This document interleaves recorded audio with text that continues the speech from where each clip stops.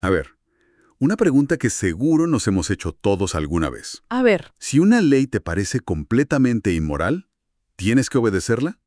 qué buena pregunta. Y más al fondo, ¿qué diferencia a una ley de la simple orden de alguien muy poderoso con un ejército detrás? Claro, Estas son las preguntas que nos lanzan de cabeza al análisis de hoy. Tenemos una pila de fuentes que se meten en uno de los debates más fascinantes y complicados de la filosofía. sí, la relación a veces muy tensa entre el derecho y la moral. Exacto.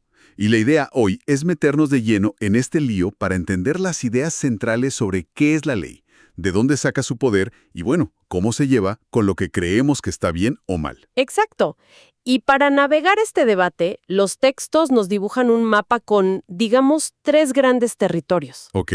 Por un lado están los que podríamos llamar los separatistas. Los separatistas. Sí, los que dicen que para entender la ley hay que trazar una línea muy clara y separarla de la moral. Ahí nos vamos a encontrar a los positivistas como Hans Kelsen o H.L.A. Hart. Entiendo. En la otra esquina están los conectivistas, que argumentan todo lo contrario, que la ley y la moral están unidas por el ombligo, son inseparables. Ahí el gran nombre es Dworkin, ¿no? Ahí la gran figura es Ronald Dworkin, sí. Y finalmente están los que buscan una especie de camino intermedio. Los mediadores. Los mediadores, como John Rawls o Jürgen Habermas, que intentan encontrar una solución para nuestras democracias, donde todos tenemos ideas morales distintas y, pues, aún así tenemos que vivir juntos. Ok, pero de entrada, esa idea de separar ley y moral a mí me hace un poco de ruido. Ajá. Intuitivamente, uno piensa que las leyes deberían ser morales, que para eso están. ¿Por qué querría alguien, científicamente, ignorar esa conexión tan obvia? Esa es la pregunta clave y nos lleva directo al punto de partida del positivismo jurídico.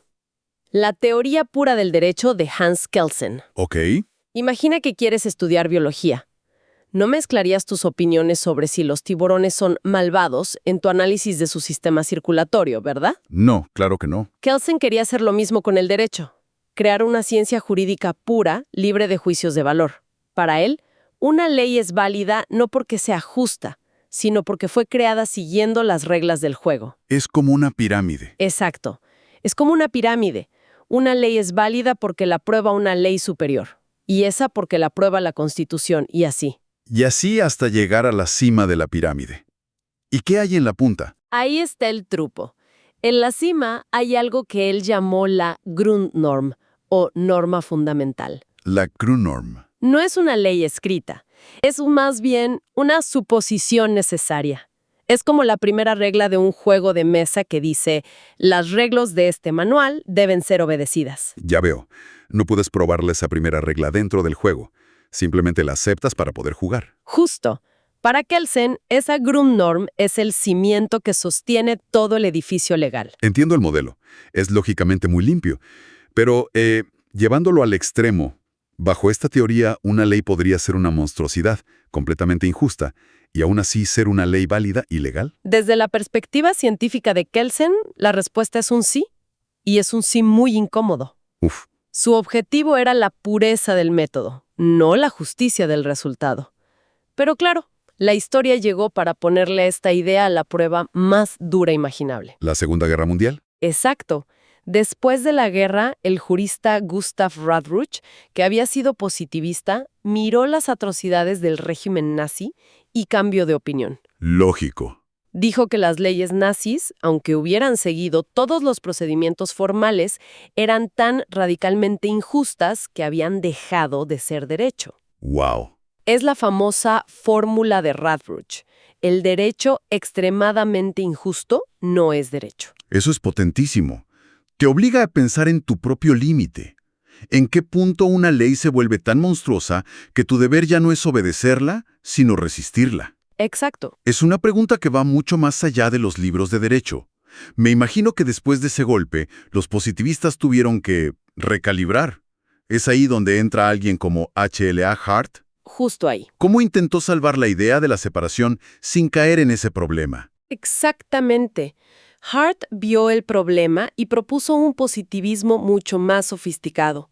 Siguió defendiendo que la validez de una ley viene de un hecho social, La regla de reconocimiento. La regla de reconocimiento, que básicamente es lo que los jueces y funcionarios aceptan como ley, y no de la moral. Pero, y este es un gran pero, admitió que para que una sociedad no se desmorone, Ajá. cualquier sistema legal necesita un contenido mínimo de derecho natural. Ah, o sea que sí admite una conexión. Pero no hablaba de una moral divina, sino de cosas básicas de supervivencia. ¿Cómo? Reglas contra la violencia, protección de la propiedad, el cumplimiento de las promesas, cosas que surgen de nuestra propia vulnerabilidad como seres humanos. Es como si Kelsen quisiera un laboratorio sellado al vacío Sí, y Hart dijera, ok, pero al menos necesitamos que haya oxígeno dentro para que algo sobreviva. qué buena analogía. Es justo eso. O sea, no es que la ley deba ser moral para ser válida, pero si no tiene ese mínimo de sentido común, simplemente no va a funcionar en el mundo real. Es una conexión práctica, no conceptual. Exacto. Y en esa misma línea, las fuentes mencionan a Joseph Raz, que lo describen como un positivista excluyente. Eso suena a que cerró la ventana que Hart había abierto. Totalmente. Raz es de la línea dura. Para él, la función principal del derecho es guiarnos, darnos certeza. Ok. Y para que eso funcione, debemos poder identificar qué es la ley sin meternos en un debate moral interminable. La ley es lo que dicen las fuentes sociales. La Constitución, los códigos, las sentencias. Punto. O sea que, para Raz, si una ley de impuestos me parece injusta porque castiga a los más pobres, mi crítica es moral y válida, pero no cambia el hecho de que la ley es la ley y tengo que pagarla. Exacto. Mi sentimiento de injusticia no la invalida legalmente. Es así. Has dado en el clavo. Separa limpiamente la pregunta ¿qué dice la ley? De la pregunta ¿debería la ley decir esto? Ya veo. Para Raz, esa claridad es fundamental. La moral es la herramienta que usamos para criticar la ley desde fuera para luchar por cambiarla, pero no es parte de la definición de lo que la ley es en este momento. Ok, hasta ahora hemos hablado de construir un muro, más alto o más bajo, entre la ley y la moral. Pero leyendo los textos me encontré con Ronald Dworkin y fue como si llegara con un mazo a derrumbar ese muro. Es una buena imagen. Su visión parece radicalmente opuesta. Es que lo es. Dworkin lanza un desafío directo al corazón del positivismo. Lo que es fascinante de su idea es que dice que el derecho no son solo reglas como no puedes conducir a más de 80 kilómetros por hora. Exacto. También está compuesto por principios, como nadie puede beneficiarse de su propio delito. Claro, que tienen una carga moral evidente. Innegable. Y aquí viene lo bueno. Cuando los jueces se enfrentan a un caso difícil, donde las reglas no son claras, no es que tengan un espacio vacío para decidir lo que quieran, como sugeriría Hart. ¿No tienen discrecionalidad? Según Dworkin, no. Tienen la obligación de bucear en todo el océano de principios morales del sistema legal para encontrar la única respuesta correcta. Un momento. La idea de un juez Hércules, que es la metáfora que él usa, un juez con una capacidad sobrehumana para encontrar esa única respuesta correcta, ¿Sí? me suena casi a fantasía.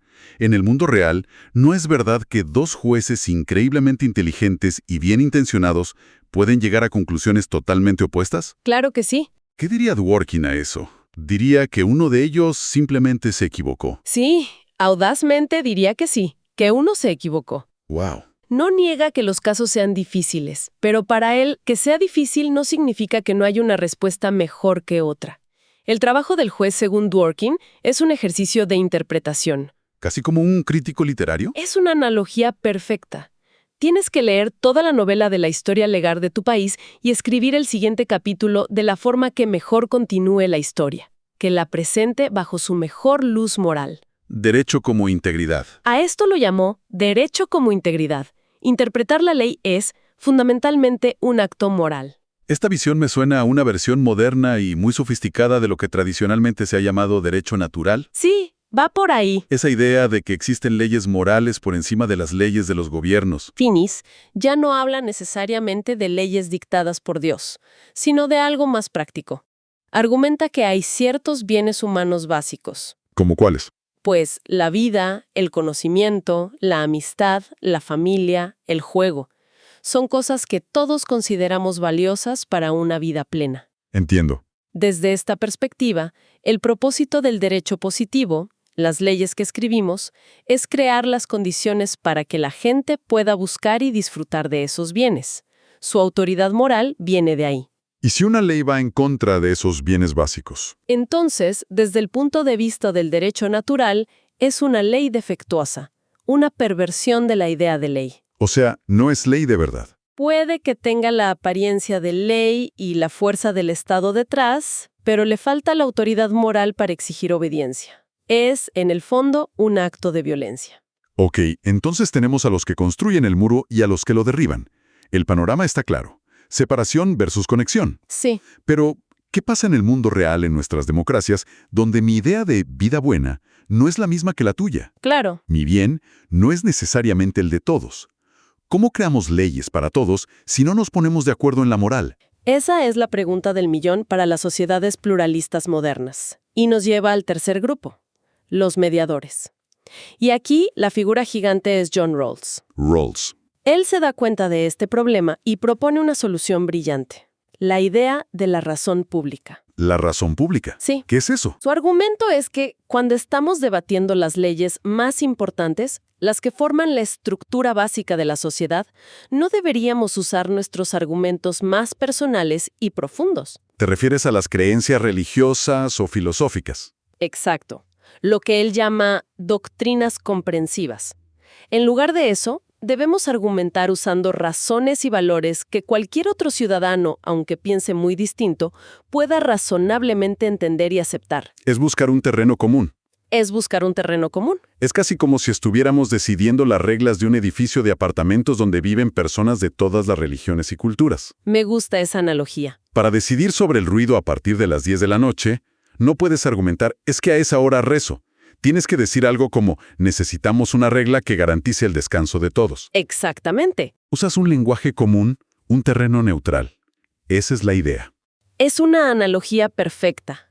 Rawls diría que para temas como la libertad de expresión o los derechos básicos, debemos usar ese lenguaje del condominio. Las fuentes ponen el ejemplo del aborto. A ver. Un argumento basado en la razón pública no sería «mi religión lo prohíbe», sino que se enfocaría en valores públicamente accesibles. ¿Como la autonomía corporal o la igualdad? Como la autonomía corporal de la mujer, la igualdad o el interés del Estado en proteger la vida potencial. Son argumentos que todos pueden debatir en los mismos términos. Es una forma de tener leyes legítimas para todos. Sin necesidad de resolver primero nuestras diferencias morales más profundas. Justo eso. Y Habermas, el otro pensador que mencionaste en este grupo, va por la misma línea. Va por una línea muy similar, pero con un enfoque más en el procedimiento, en el diálogo. Ah, el diálogo. Habermas distingue entre las normas morales, que son universales y de interés para todos, como los derechos humanos, que sí pertenecen al derecho. Ok. Y los valores éticos, que son la idea de vida buena de una comunidad particular. El derecho debe proteger las normas morales y al mismo tiempo crear un espacio donde las diferentes visiones éticas puedan coexistir. Entiendo, son como dos sistemas que se complementan. Son como dos lenguajes distintos pero complementarios, ambos necesarios para que una sociedad compleja funcione. Bueno, ha sido todo un viaje. Empezamos con la idea de una ciencia pura del derecho, en una burbuja aislada de la moral. Sí. Luego vimos argumentos muy potentes que dicen que esa separación es imposible, que son inseparables. Ajá. Y terminamos con estos intentos de construir un sistema de leyes que pueda funcionar en medio de nuestro caótico y, maravilloso desacuerdo moral. Y si lo conectamos con el panorama general, este debate no es solo una discusión académica para llenar bibliotecas. Define todo. Totalmente. Define cómo un juez interpreta la Constitución, qué tipo de leyes se aprueban y algo mucho más personal, nuestro propio sentido del deber de obedecer una ley. Claro. Nos obliga a confrontar esa pregunta inicial. ¿La ley es solo una orden con una amenaza detrás? ¿O necesita tener un alma, un fundamento moral para ser verdaderamente legítima? Y merecer nuestro respeto. Y merecer nuestro respeto. Viéndolo en perspectiva, parece que el péndulo se ha alejado de esa separación tan radical. Una de las fuentes lo dice de una forma que me gustó mucho. Llama a la separación estricta entre derecho y moral un medio mito. Un medio mito, me encanta. Una idea que simplifica las cosas pero que no captura lo enredadas que están en la realidad. Totalmente. Y para dejar una última idea en el aire, Una de las fuentes cierra con una propuesta bastante provocadora. A ver. Sugiere que quizás este debate necesita reincorporar la teología. La teología. Argumenta que un sistema legal que reconoce una fuente de moralidad que está por encima del propio Estado, una fuente trascendente, podría ser una mejor defensa para la dignidad humana que un sistema puramente secular. Eso es. Polémico. Muy. Y esto nos deja con una pregunta para seguir pensando. ¿Puede una sociedad realmente construir sus leyes sobre un terreno firme sin tener algún tipo de acuerdo compartido sobre lo que es, en última instancia, bueno o verdadero? ¿Y si no puede? Y si no puede, ¿de dónde sacamos ese acuerdo?